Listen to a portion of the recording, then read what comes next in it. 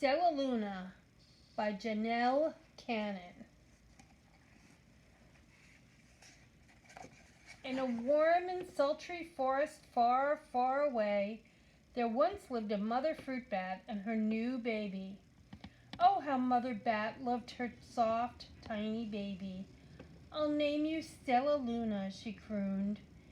Each night, Mother Bat would carry Stellaluna clutched to her breast as she flew out to search for food. One night, as Mother Bat followed the heavy scent of ripe fruit, an owl spied her. On silent wings, the powerful bird swooped down upon the bats.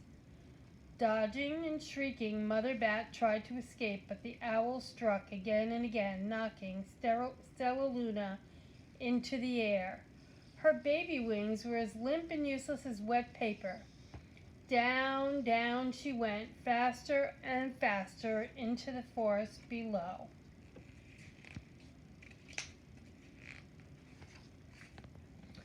The dark, leafy tangle of branches caught Stellaluna as she fell. One twig was small enough for Stellaluna's tiny feet. Wrapping her wings about her, she clutched the thin branch, trembling with cold and fear.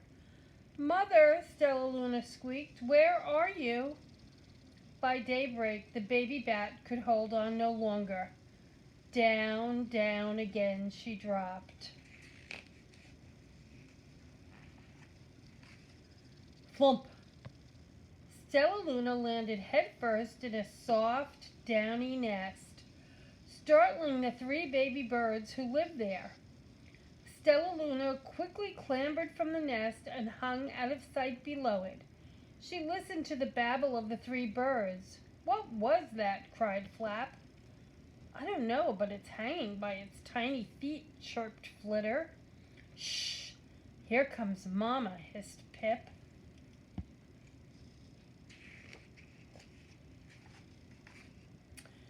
Many, many times that day, Mama Bird flew away, always returning with food for her babies. Stellaluna was terribly hungry, but not for the crawly things Mama Bird brought. Finally, though, the little bat could bear it no longer. She climbed into the nest, closed her eyes, and opened her mouth. Plop! In dropped a big green grasshopper. Stellaluna learned to be like the birds. She stayed awake all day and slept at night. She ate bugs even though they tasted awful. Her bat ways were quickly disappearing except for one thing. Stellaluna still liked to sleep hanging by her feet. Once, when Mama was away, the curious baby birds decided to try it too. When Mama Bird came home, she saw 8 tiny feet gripping the edge of the nest. "Eek!" she cried. "Get back up here this instant! You're going to fall and break your necks!"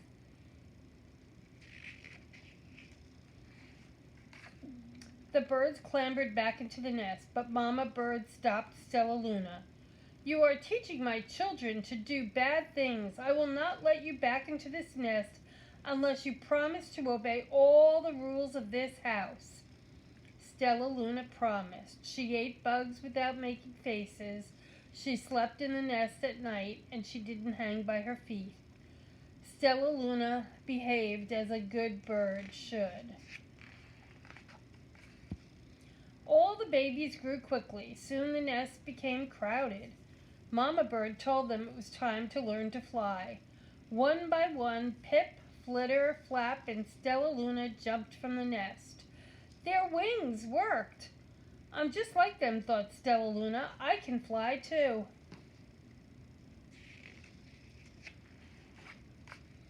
Pip, Flitter, and Flap landed gracefully on a branch. Stellaluna tried to do the same. How embarrassing.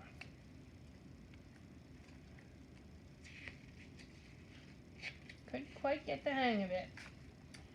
"I will fly all day," Stellaluna told herself. "Then no one will see how clumsy I am." The next day, Pip, Flitter, Flap, and Stellaluna went flying far from home. They flew for hours, exercising their new wings. "The sun is setting," warned Flitter. "We had better go home or we will get lost in the dark," said Flap. But Stellaluna had flown far ahead and was nowhere to be seen. The three anxious birds went home without her.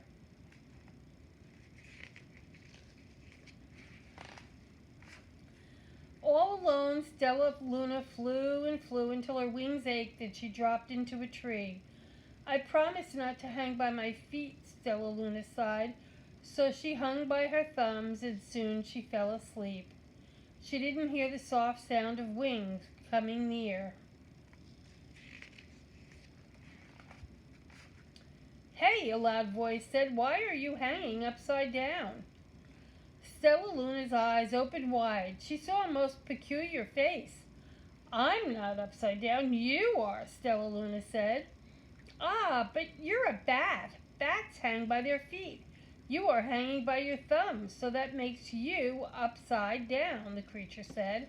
"I'm a bat. I'm hanging by my feet. That makes me right side up." Stellaluna was confused. "Mama Bird told me I was upside down. She said I was wrong." "Wrong for a bird, maybe, but not for a bat." More bats gathered around to see the strange young bat who behaved like a bird. Stellaluna told them her story. "You ate bugs?" stuttered one. "You slept at night?" gasped another. "How very strange," they all murmured. Wait, let me look at this child."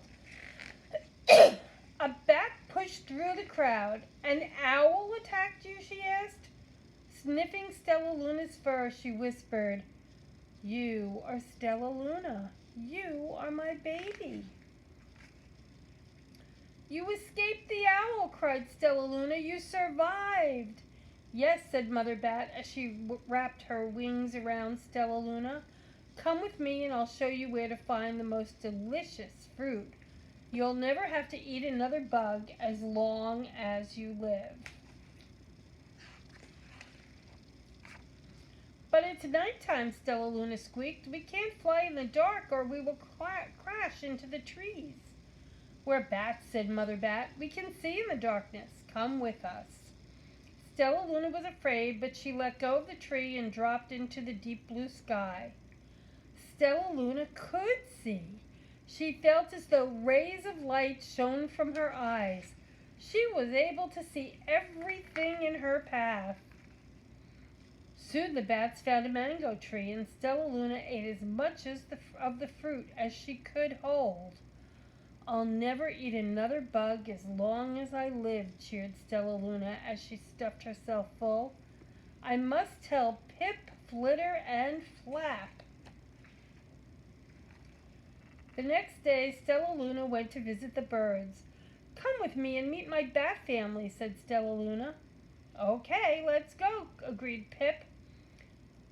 "They hang by their feet and they fly at night and they eat the best food in the world," Stellaluna explained to the birds on the way. As the birds flew among the bats, Flap said, "I feel upside down." So the birds hung by their feet. "Wait until dark," Stellaluna said excitedly. "We will fly at night." When night came, Stellaluna flew away. Pip, Flitter, and Flap leapt from the tree to follow her. "I can't see a thing," yelled Pip. "Neither can I," howled Flitter. "Ah!" shrieked Flap.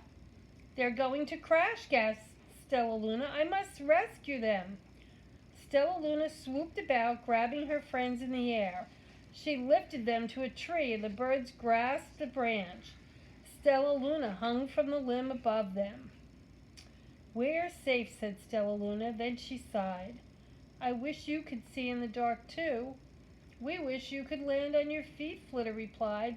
Pip and Flap nodded.